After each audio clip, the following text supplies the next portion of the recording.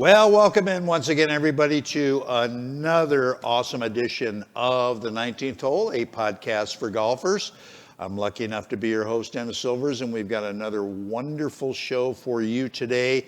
If you follow us regularly, and we certainly hope you do, on Facebook and Twitter and YouTube and all that stuff, and please subscribe and give us some nice comments or whatever, and give us a couple of likes. You'll remember that a little while ago we had a gentleman on from San Diego area, Mr. Gene Parente, who is the founder and owner of Golf Laboratories, Inc., probably the premier independent testing facility for golf and balls and everything. And we had him back by popular demand because apparently all you out there love talking about equipment, love talking about golf balls, love talking about testing, love talking about data, which I do as well. And after all, it's it's very, very important in your golf game. You've got to play with the right equipment. If you don't, you're going uphill all the way. So how do you know if you have the right equipment? It's not as easily answered as you would think it would be. So I wanted to invite Gene back again. He was gracious enough to want to do the show again to kind of help us all out in knowing what we need, what we don't need, what we should stay away from, and all of that type of stuff. So let's get right into it because I got a lot of stuff to ask him. So it's my pleasure right now to welcome back my buddy, Mr. Gene Parente from down in the San Diego area. And Gene, welcome back. And I'm like last time, I'm just going to give a little bit about you. And as I mentioned, Gene is the president of Golf Laboratories, Inc. in Southern California, which he built, I believe, in 1990. Golf Labs, again, is recognized as the #1 independent golf testing facility of its kind in the nation. Golf Labs is used by every major golf manufacturing company to test their clubs, to test their shafts, to test their golf balls. And along with that, they get the most detailed data that you could imagine that is given to them through Golf Labs. In 1992, I believe, Gene developed and patented a computerized robot that's become, again, the standard in the industry. There's a number of them worldwide, and it's just awesome to see. So we'll get into all of that. So Gene, again, welcome. What have you been doing other than playing golf since we last had you on the show? Just good to be here, Dennis. Just whacking a lot of golf balls and looking at the data and trying to figure out. It's a busy time of the year for us because we've got all the products that are being released for 2021 right now. So we're doing a lot of comparative analysis to see, what the overall performance characteristics, kind of this new batch of products are, and what the changes are from last year and from 5 years ago. So we're keeping busy. Are you surprised, Gene, at the #1, the amount of rounds of golf that are being played throughout the country, and #2, how golf sales equipment has gone through the roof? Oh, absolutely. This time last year, everyone in the industry was having an existential moment of, are we going to be around in 6 months or so? I mean, everything had shut down. Remember, it was about a year ago this time, everything shut down. You couldn't go outside of your house. Right. And we were looking at economic collapse. We were looking at all these things, and no one, and if anyone tells you this, I'm not buying it, but no one that I know that's being honest foresaw the explosion of golf. But what happened was, it was one of the only outlets, and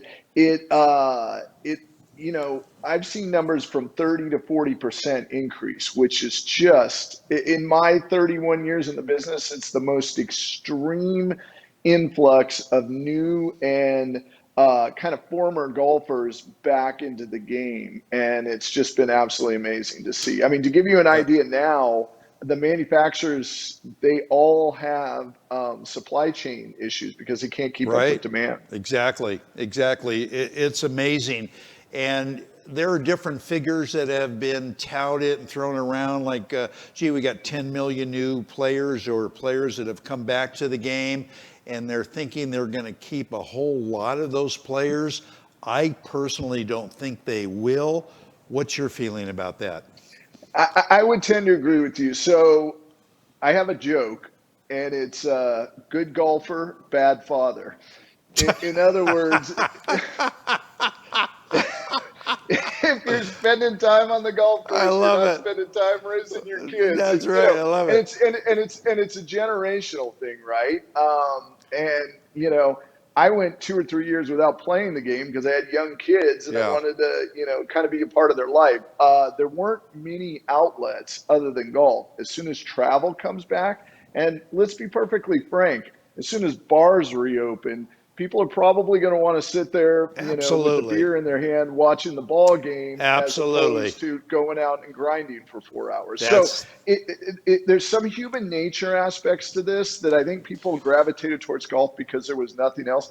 My hope, and it's just a hope, is if we could peel off 10% of that growth and keep it, we'd be in high cotton.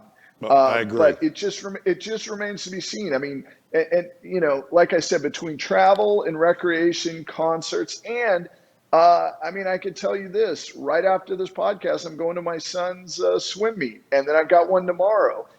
Sports are opening up, youth sports, so I'm going to be spending more time with my kids Awesome. again Awesome. than I am teeing it up. So those are the kind of the realities. Yeah. I don't see it holding, but there's a couple of interesting trends going on. And I don't know if we discussed this last time, but launch monitors, especially personal launch monitors, and even high-end commercial grade launch monitors that consumers can purchase, like Foresight and TrackMan, with simulators, are changing the dynamics of golf.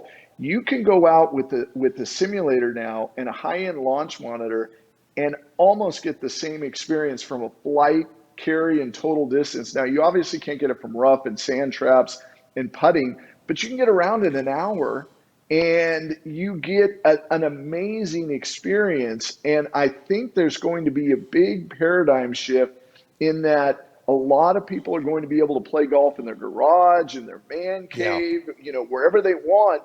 And it's just as good almost as the real thing. And so if you would have told me that 5 years ago, I would have said, no way. But the launch monitor technology has improved.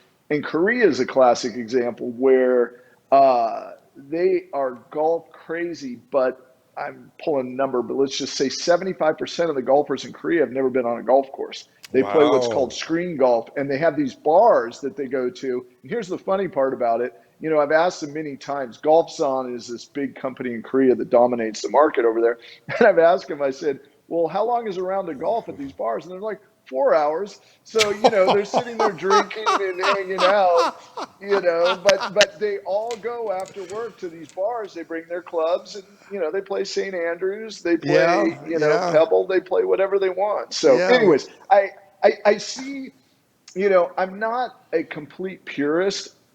My attitude is that people are enjoying the game in whatever, whether it's a par 3, it's a full golf course, it's Top Golf, it's simulator golf. I agree. As long as they're getting the sense, the activity, the challenge, I'm for it. I Gene, well said, and I agree. And I agree with you too. As more restaurants open up for bigger capacities, the bars open, the sports venues, and all of that stuff. I tell the golf course owners and directors of golf, enjoy it while you can, my friend, because there is going to be some kind of slip. Let me ask you this, and you're the perfect guy to ask of anybody I could think of. Gene, are golf club manufacturers ever going to run out of technology? I mean, God, I'm expecting next year for them to come out with kryptonite, for crying out loud, so you can hit it 40 miles like Superman. They've got to run out sometime or another, or do they? Well, it's a very loaded question, and I'll tell you why. So when I started in the business, there were 10, 20, 30-yard gains year to year. I mean, the technological, the introduction, we're talking going from steel shafted persimmon drivers to metal to titanium to composite shafts, lightweight grips. One of the massive changes was going from the Balata ball to a urethane ball. There were massive changes. In the last 10 years, it's been more iterative. And what I mean by that is gradual. Gradual. So every year, I'm amazed in that they do something slightly different and that they improve slightly. But we have a major, what I call a come to Jesus moment coming up. And that's that the USGA and the R&A have kind of created, shot across the bow to the OEM saying, we're going to look at distance rollbacks. And you have this kind of philosophical issue where their metric is the PGA Tour. The rest of us are amateurs, right? And, my analogy is it's like the AFL-CIO, polling the top Fortune 500 CEOs to decide what their labor policy is going to be like. That's kind of the same thing that we've got going on right now. The game that Bryson and Rory and DJ play is not the same game that I play. No. And to be perfectly frank, it's not the same golf course. And so they're in what I call the entertainment space of the industry, whereas I'm in the grind it out, just try to get every yard and try to maximize. Right. But you've got a major philosophical divide going on where most golfers don't feel like the ball's going too far or they're hitting it too straight or the game's too easy. But the governing bodies are concerned with what the elite players are doing. And there's a possibility that those rules or rollbacks will affect the average golfer. Yeah, I agree with that. And that's a very, very important point. Do most weekend players, Gene, do you feel they really understand what shaft flex they should have in their clubs, or do they really care? Why are they so, and it's a bad word, I was going to say ignorant about it, but I don't think most of them really have a clue. So here's the issue as an insider. And the issue of an insider, and I really fight hard on a daily basis not to get this kind of insider group thing. But the insider group thing, they're what I affectionately call the sickos in the game. And the sickos are the ones that buy a new driver every 6 months, a new set of irons every year, a new putter every 2 weeks. And let's be honest, they drive the industry. Right. And they know the CPM, cycles per minute, flexing of their shaft. They know the EI bend curve, all this technical mumbo jumbo. They are up on every aspect of their game because for them it's a passion, right? It's something that drives them. Right. The average player doesn't know if they're playing steel or graphite, much less what an R, an S, an X flex. Right. And most of the time, they don't even remember what the model is of the club that they buy. They're like, I think it might be a TaylorMade or maybe a Callaway or maybe a Ping. And it used to make me crazy. And then I realized, wait a minute, this game's for recreation. You're not doing this to, defuse a nuclear bomb or, for your job. You're going out and having fun. So who cares what you're playing with for the most part, as long as you're having fun? That works. To kind of circle back to your introductory comments, that being said, once you get to a certain skill level, and I'd say it's probably around maybe 16 to 18 handicap, where you're playing bogey golf, right? And you're still having your triples, but you get occasional par and you get the rare birdie. Sure. But you're starting to get a sense of the game and starting to strategize as opposed to standing out there going, man, I hope I don't embarrass myself. Right. And when you get to that level, that's when you can start looking at equipment and you can start looking at the nuances of equipment like you talked about. Until that level, the reality, I hate to say it, but spend your money on lessons. And if you decide to buy a shiny new golf club, I say thank you because you just put food on my table. But, up till if you're not below an 18 handicap, yes, Will a fitting help? Absolutely, because let's say you're fighting a slice, it'll help you with the most draw bias club. You're having trouble getting in the air, it'll get you the most loft. So there will be some benefits, but you need to put a consistent swing on the ball before you can really start benefiting. Exactly right. Well said. I agree with you.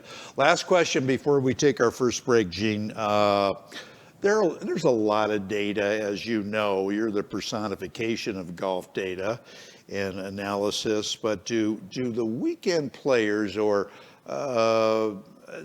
guys that are 15 handicap and above, do they really care or understand about something like smash factor?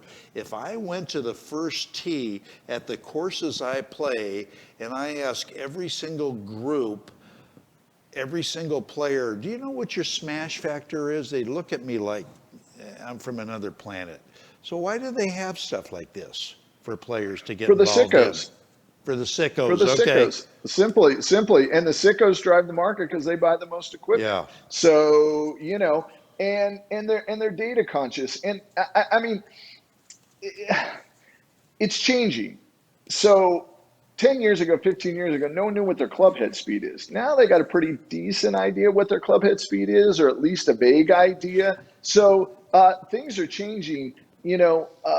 Some players that are a little bit more knowledgeable will even know their launch angle and their spin rate and things like that. But the sickos know all of that stuff. And they understand that by changing one aspect of their game, they can improve performance or scoring, et cetera. So, right. And I think here's the other part.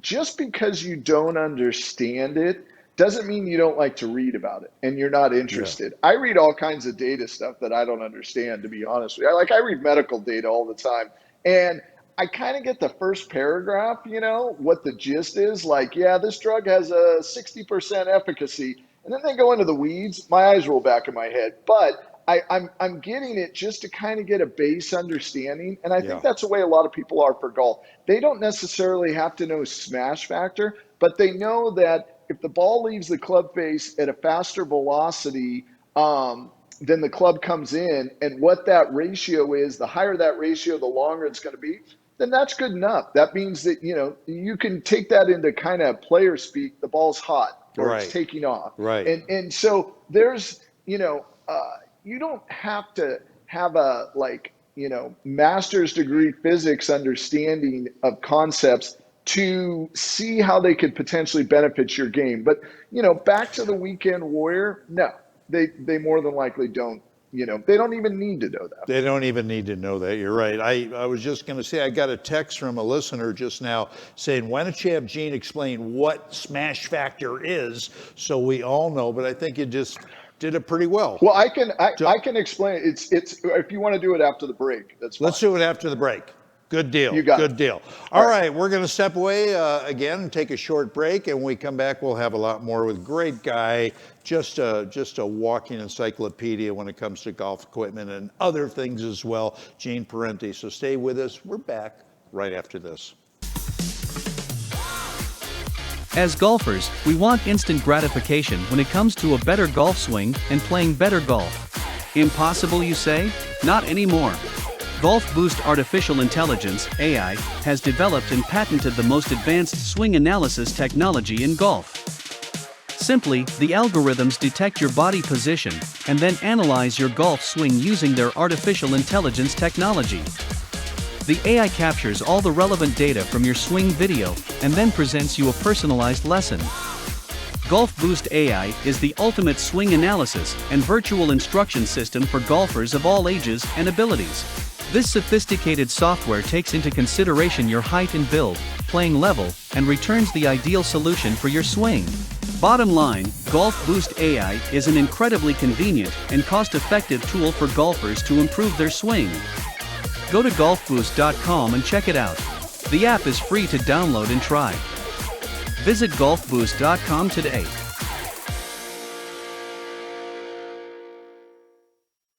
When it comes to golf, I'm a man of few words, as you'll see.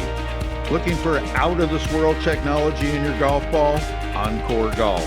Looking for exceptional performance and durability? Encore Golf. Looking for the best performing ball for the price? Encore Golf. Check them out at Encore Golf, that's ONCORE golf.com. Your scores will thank you.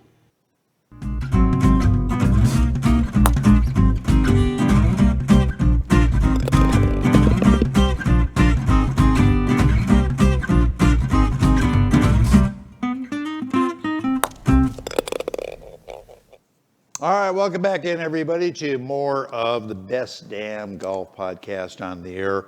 19th Hole, a podcast for golfers. I'm your host, Dennis Silvers, having a wonderful conversation with Mr. Gene Parente, who is the owner, the founder of Golf Laboratories, Inc., down in the beautiful San Diego area. And we were just talking about Smash Factor, and Gene said that he was going to quickly explain for y'all what Smash Factor is about. So take it away, Gene.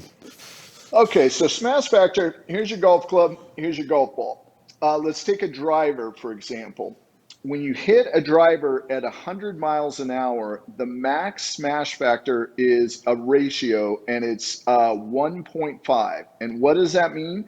For 100 miles an hour of club head speed, the best you can do, and this is based on USGA regulations, is 150 miles an hour of ball speed. So if you have 140 miles an hour ball speed, your Smash Factor is 1.4, or you have 0.1 of a potential increase. Now, that doesn't sound like much, but that's actually 10 miles an hour, and 10 miles an hour can be up to 25 yards. So that's right. But here's the thing to remember about Smash Factor. If you get down to a 60-degree wedge, your Smash Factor, and nobody talks about this, but your Smash Factor is actually 1. It's not 1.5. So if you hit a ball at, say, 60 miles an hour with a 60-degree wedge, that ball usually leaves at 60 miles an hour. And the reason for that, and the main thing to understand kind of for your audience, is it's all spin related. That 1.5 on a driver, your spin rate is so low to get that. It's like 1,500 RPM. It's really low, and all that energy is being imparted on the ball. With that 60-degree wedge, you're at about 12,000 RPM spin. And the more the ball is spinning, the less it's traveling forward, and therefore the lower velocity, which you want. You don't want a flyer with your 60-degree wedge, and you don't want to pop up with your driver. So it kind of varies based on the club, but at the end of the day, it's just an energy transfer of what the ball is doing and what the club head is doing and how the ball is leaving. And with the driver, the higher the energy transfer, the better. That's a very, very good explanation. But let me ask you this then, Gene. Why are some drivers much higher spinning than other drivers? Does it have to do more with the physical build out or with the swing? That's a good question. There are some players that have too low of spin. So now we're going to get geeky here, but we swing on an arc. We swing down. At 6 o'clock, we're neutral, and then we swing up. Right. Some players with a driver, especially higher handicap players, spin down. And as they spin down, that ball gets trapped on the club face, and it rolls up, and that creates a lot of excess spin. And then there's some players who swing up on the ball, and as they swing up on the ball, the natural loft angle of the club launches the ball, and they're not pinching that ball, so the ball leaves with very minimal spin. So you can have players that have too little spin at 1,200 or 1,500 RPM, and then you can have players on the other side that have too much spin. For most amateur golfers, it's too much spin, but there are players that don't spin enough, and so they need to look at higher spinning clubs. Or here's the other thing, when you're really fast, sometimes you don't want distance, you want control. And the more spin, usually, think of a knuckleball, how it kind of wavers in the air. If a ball spins less, it's more likely to be susceptible to environmental conditions, whereas a ball that spins more has a tendency of cutting and staying on its line better. So I think what you're saying, if I translated it somewhat correctly, is you don't really want a negative attack angle when you're hitting a driver. Ideally not, but unfortunately most players do, especially players that cast or come over the top or Right. slide or any of those things. But that being said, some of the best players in the world have a slightly negative attack angle, like True. Dustin Johnson. But he does so intentionally because he plays the power fade. And that's a ball that goes out True. to the right, rises, and drops Yeah. softly. And the reason for that, he's got plenty of distance. He's more concerned with control and hitting fairways. Correct. No, that's good.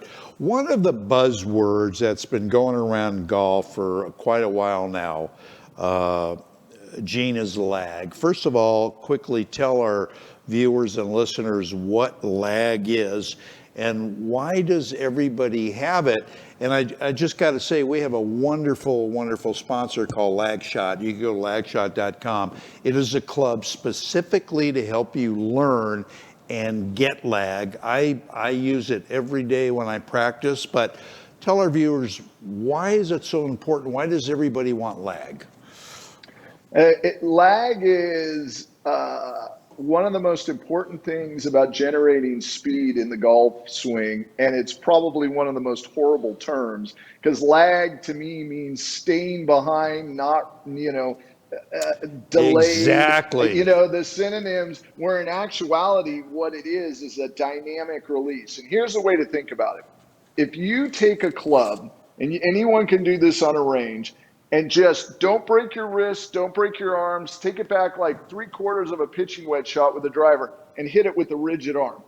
You'll hit, let's say you hit the ball 200 yards, you'll hit the ball about 50 yards. And then if you cock your wrists and come through, you'll hit the ball about 100 yards. And then when you rotate your shoulders, you'll hit the ball about 150 yards. And then when you rotate your legs, you'll get the full 200 yards. Now, the wrist cock is critical in that there's multiple ways that the wrist cock can be what we call activated.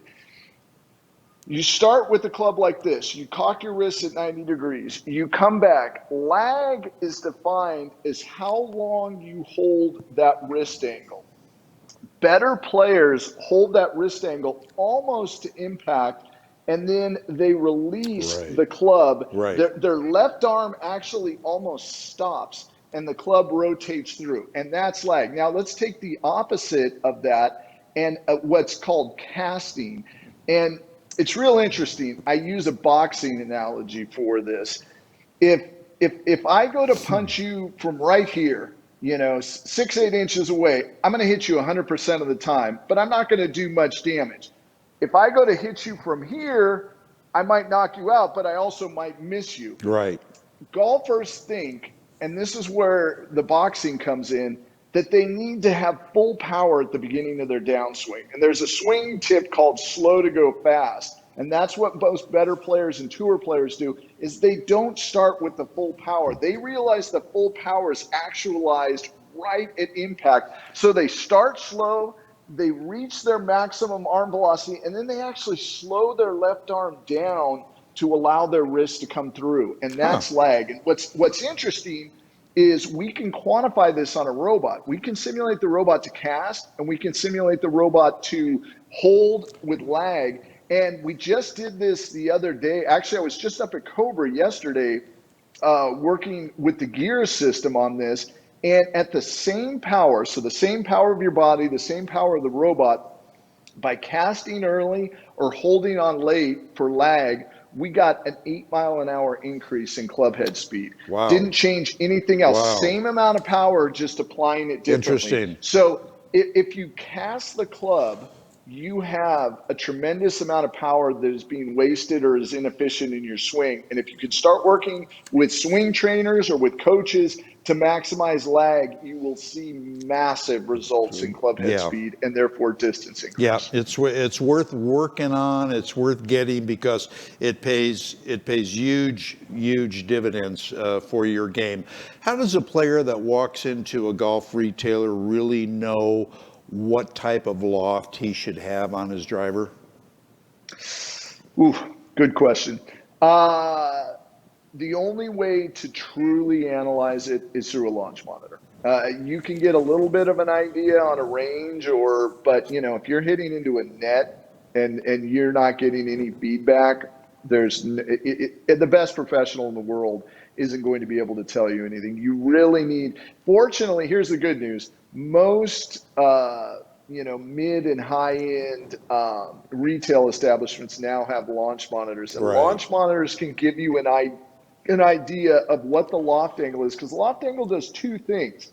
The loft angle sends the ball on a trajectory standpoint, but it also affects the amount of spin. Like we were talking about that 60-degree wedge at 12,000, the 8-degree lofted driver at 1,500. So you might need more loft if you're a slower swinging player. You might need less loft if you're a faster swinging player, but only a launch monitor will be able to define that. Interesting. Really interesting. There are, as you know, a myriad of golf balls out in the market. Some have different coverings. Some are 2-layer, 3-layer, 4-layer, whatever.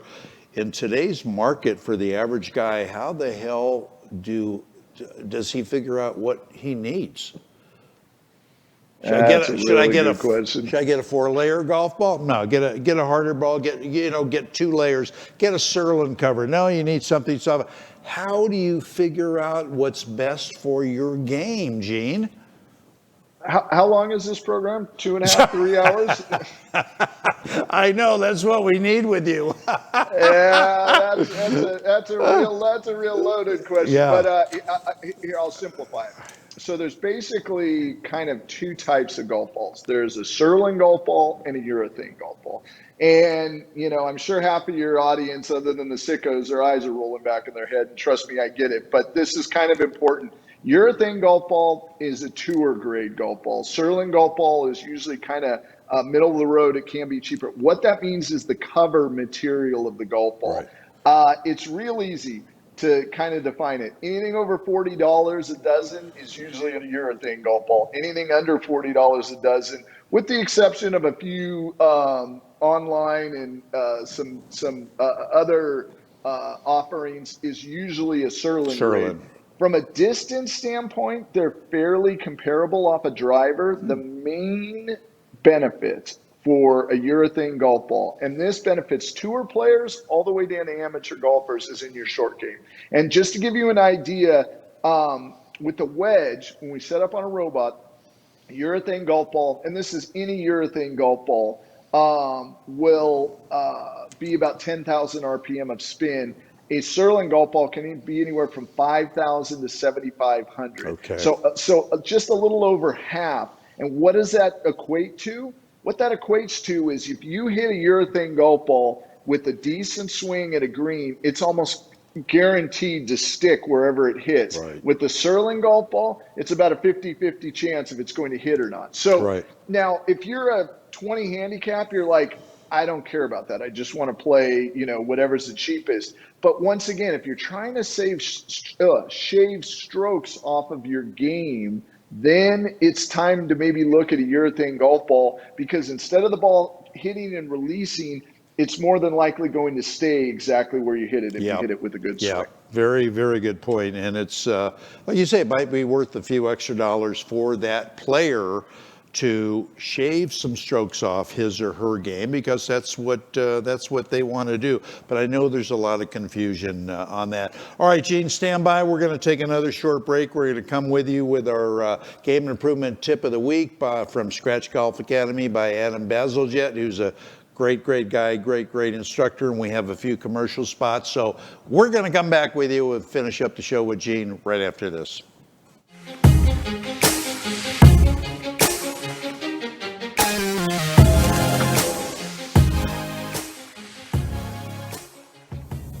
Okay, we all know that putting counts for a lot in golf, short putting for sure. And this is a little drill based on some information from a fantastic book that I read that I suggest strongly to you. It's called Every Shot Counts by a guy called Mark Brody. Head of the Columbia Business School, he crunched down the ShotLink data from the PGA Tour and also amateur statistics and came up with value judgments on how shots can be measured and how strokes are gained. Here's a little putting drill that will help you determine how you stack up with the best putters. Now you'll notice the hole over here, I've put 3 balls that you can see probably 10 feet away from the hole. I have a pretty accurate pace, so I just paced off 3 paces, added a foot, and that would be within 6 or 8 inches of 10 feet from the hole. And it's crucial that you go at different angles. And the game is you have to putt 10 putts. Now, I wouldn't put 10 balls out because you want to create real games to sort of reality feeling. So by the time you've set the next 3 up or the next 2 up, gives you little breaks and makes it more challenging. But the long and the short, you have to hit 10 putts from 10 feet at different angles to the hole, not the same angle, and then you measure your score. And here's how you're going to score it. If you hold the putt, that's 2 points. If you miss the putt, but your first putt at least gets to the hole, that's 0 points. If you miss the putt, but your first putt fails to get to the hole, well, there'd be no likelihood of making it, minus a point. And if you take 3 putts or more, that's minus 3 points. So how many points do you think would be the average thing? Well, here's what it is. A tour pro would average about 7 points. That's the median tour average.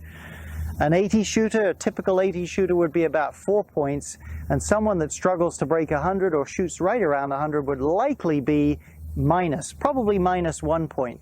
So do this drill, see how you stack up, and you can do it again on different days. Try to make it as realistic as possible when you do it. Different angles to the hole, little breaks, and you'll get a chance to measure how effective a putter you are.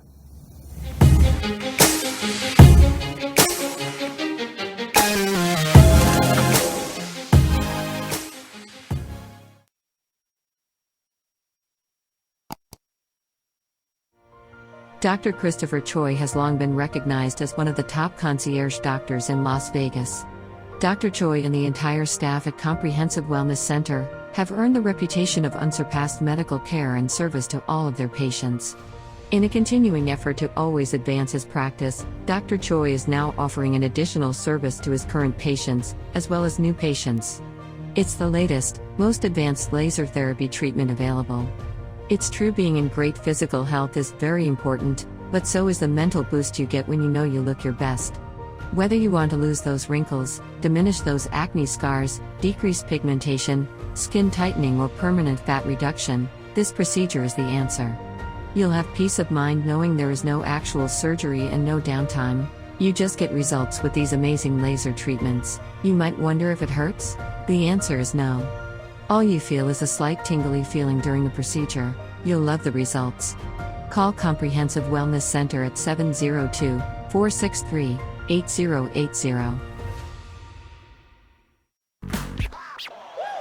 Hey golfers, I've been a golf talk show host for a long time, and I've been playing golf even longer. Being in golf media, I've had the chance to play every ball ever made. I've tried them all. Well, my search is finally over because I found the best ball I have ever played with, and more golfers are finding the same thing. I started playing with the Elixir golf ball made by Encore Golf. Encore Golf has revolutionized both their golf balls, the Elixir or the Avant 55, or the brand new Vero X1, to where the performance of either will simply blow you away. It did me. If you're looking for better performance and durability with your ball, Encore Golf has it. Don't just take my word for it. Check them out at EncoreGolf.com and you'll become convinced, as I am, the first time you tee it up with Encore. It's the best performing ball for the price. Go to EncoreGolf.com and see for yourself. Your scores will love you for it. That's ONCORE golf.com.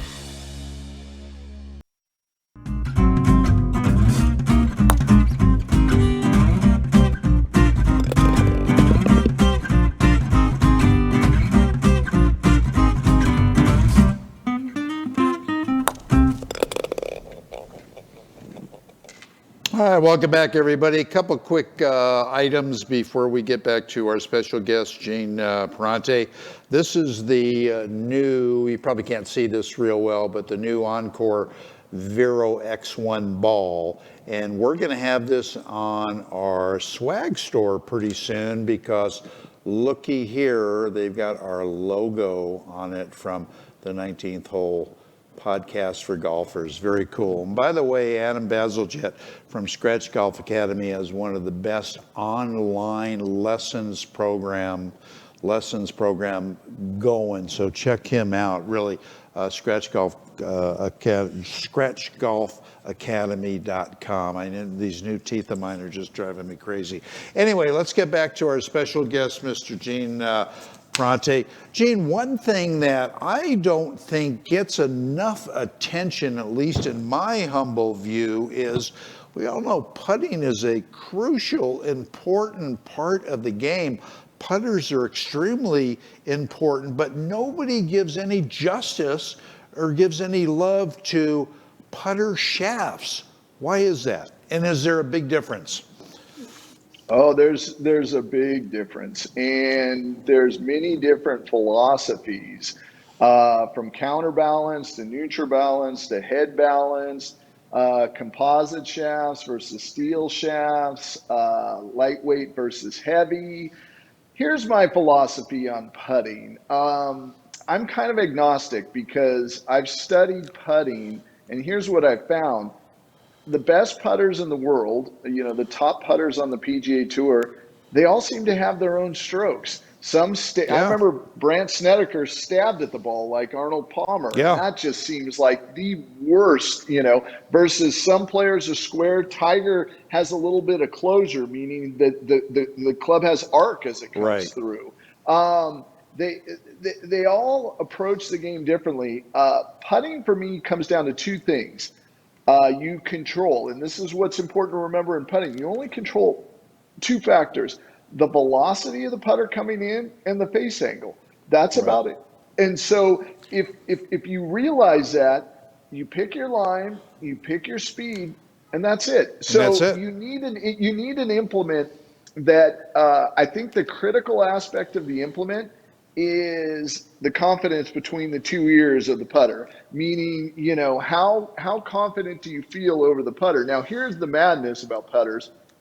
Because of that confidence factor, what's the first club to get ditched? The putter. It's not hot anymore. Well, guess what? It's not the putter. It's it's the individual using the putter. But that being said, hey, it sells more putters. But you can putt with virtually anything.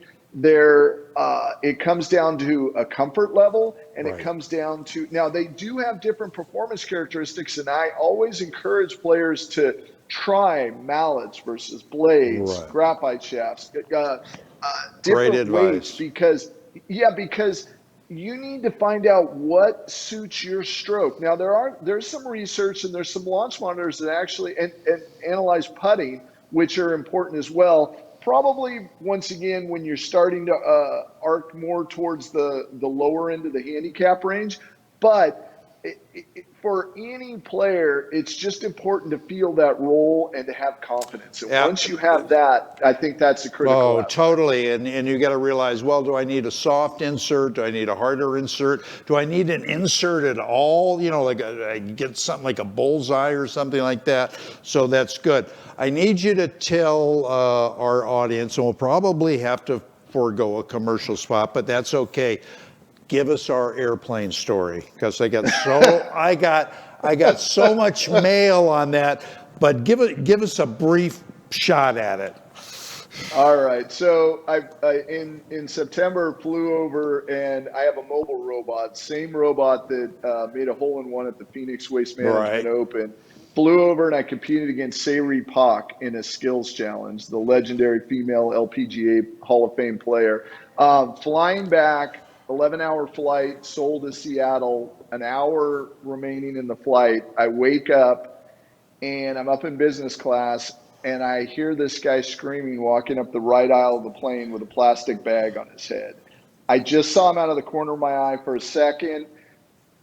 Wasn't sure that I saw him with a plastic bag, was questioning myself. What I didn't realize until I read the federal indictment a couple of weeks later, he had got up, he claimed that he had a bomb. He made all the flight attendants get on their knees and said he was going to kill them one by one if they didn't open the cockpit door and let him in. One of the flight attendants broke free, ran down the aisle, came to me with terror in her eyes and said, "Sir, I need your help. It's an emergency." Jumped up out of my seat, ran up, and we've all had that 9/11 moment, right? Well, I won the lottery in reverse. I got to live mine, and found this Wow. guy with one hand on the cockpit door, trying to rip the cockpit door, beating on the door with his other hand. I grabbed him. As I spun him around, he punched me kind of right in the chest throat area, Oh. and it was on. We were in a full-on brawl at Wow. 39,000 feet. Wow. And Wow. just full disclosure, I haven't been in a fight since I was 16, so I wasn't quite prepared for this. We fought for anywhere from 30 seconds to 2 minutes. I honestly have no idea. I pulled him out. I was still fighting him when I got pulled from behind by these two guys. I break free, go to punch these two guys who are now holding me because I don't know who they are, and I'm in a fight or flight for my life at this point. They were two Korean Air captains who heard this melee come running up and see this big bald white guy wailing on this Korean guy. They don't know what's going on. They grab me to break up a fight. I don't know if they're part of it. Right. We start screaming at each other. The flight attendants were screaming, and the guy having the psychotic reaction was screaming. Total madness. Anyways, fast forward. I try to get the guy out of the front of the plane. He runs down the right side of the plane, knocks one of the flight attendants down. Oh, the other my one goodness. screams. He turns when he hears a scream. She shoots him point blank in the face with a taser right in the chin. Oh. Sparks are flying. Oh.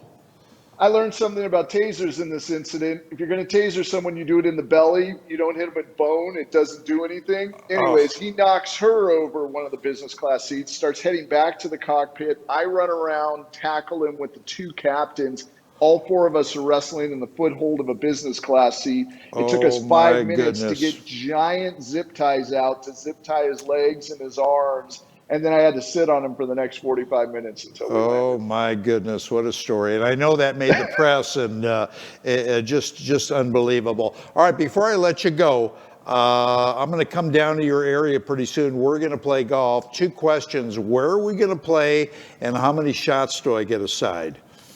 So it just, San Diego, I'm sure like Las Vegas, it's just a cornucopia of golf. So it's like, do you want to get your brains beaten out? We play Torrey South. Do you want to have a fun experience? We play anything else. But it is a U.S. Open course, so Yeah. there's that to be said. But I just played it. I play it about once every 3 years, and I remind myself, I'm like, why am I playing this course again? Every fairway has bunkers between 230 and 250 yards, Yeah. and they're 20 yards just right off of the fairway, and it's like you hit a drive that's slightly off. You've got 180 yards to an elevated green Right. with really thick rough around it. And Right. I don't make money in this game playing, competitively. I make it testing golf equipment. So it's on my leisure time that I'm out there whacking it around. No, I hear More you. of an enjoyable experience. Yeah, no, I hear you. I'm just looking to go out and have some fun, and we'll figure Absolutely. out where we're going. If somebody needs to get a hold of you to come down for testing purposes or whatever, what's the best way to do that, Gene? The best way is the contact at golflabs.com, golflabs.com. We've also got videos on there for tips for viewers. And we also have kind of our media selection, some interesting videos of things that we've done with celebrities, with professional golfers at tournaments, etc. Okay, it's great content on there, I know. Again, I appreciate you coming on, and I know you're busy, and we always love talking to you, and we're going to have you again back on sooner than later, because I know everybody enjoys to hear what you have to say, and stay well, and we're going to be down to see you pretty soon. Sounds good. Always a pleasure, Dennis. Thanks, Gene. I appreciate it. All right, everybody, that's going to wrap it up. Another edition of the 19th Hole, a podcast for golfers. I've been your host, Dennis Silvers, wishing you nothing but fairways and greens. We'll be right back here, same place, same time next week. So long, everybody. One of the buzzwords happening in golf is the word lag. You hear it all the time, but what is it, and how do I get it? Lag simply is the loading of the club to help produce tons of power in your golf swing. Up until now, getting lag into your swing has been very hard. Introducing the Lag Shot, a brand new proven training aid being praised by some of the leading PGA Tour instructors across the globe. This practice aid trains your hands, arms and body, how to make a powerful, efficient golf swing with an amazing amount of lag. Lag Shot is a 7-iron length club with the same loft and lie with a whippy, flexible blue shaft and a beautiful jet black club head. After you master the Lag Shot, your game will change forever with a stress-free swing, more power and more distance with lower scores every time you play. Go to lagshotgolf.com and you'll see why this truly is becoming the #1 training aid in golf. Visit lagshotgolf.com. Innovation begins at a single point. Elements, each with their unique character. Fire-forged steel creates unprecedented control. Chemistry delivers a touch so soft, combined to create a level of performance previously unimagined. Like magic, the Elixir, the new tour ball from Encore.